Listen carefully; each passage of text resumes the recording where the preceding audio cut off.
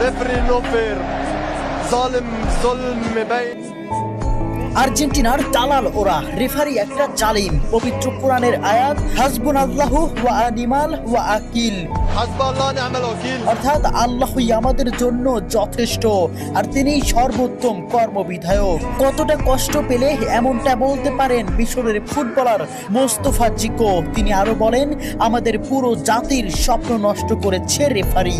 আর্জেন্টিনার দালাল ওরা, রেফারি একটা দেশের পুরো পরিশ্রমকে এক নিমিষেই নষ্ট করে দিলেন। ম্যাচের শুরু থেকেই তিনি আমাদের বিরুদ্ধে কাজ করেছেন। চোখের জলকে সঙ্গী করে আটালান্টার সবুজ ঘাসে পড়ে থাকেন মিশরের স্বপ্নবাজরা। 3-2 গোলে শেষ তাদের বিশ্বকাপের যাত্রা। ম্যাচে ফ্রাসোয়া ল্যাটিক্সিয়া রেফারি হিসেবে দায়িত্ব পালন করেন। মিশরের একটি গোল বাতিলের পাশাপাশি ম্যাচের শেষ মুহূর্তে মোহাম্মদ সালার একটি ট্যাকেলও এড়িয়ে যান তিনি। দেখার প্রয়োজনও করেননি VAR। জানিয়ে রীতিমতো তুলপাড় ফুটবল বিশ্ব।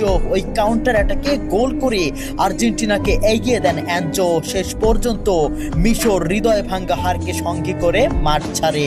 ম্যাচ শেষে সংবাদ সম্মেলনে রেফারির কড়া সমালোচনা করেন ওসাম হাসান। তার দাবি, মিশর ন্যায় বিচার পায়নি।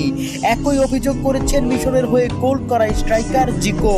মাঠে সাক্ষাৎকার দিতে গিয়ে কান্নায় ভেঙে পড়ে রেফারির বিরুদ্ধে তীব্র ক্ষোভ প্রকাশ করেন এবং তাকে জালিম বলে আখ্যাও দেন।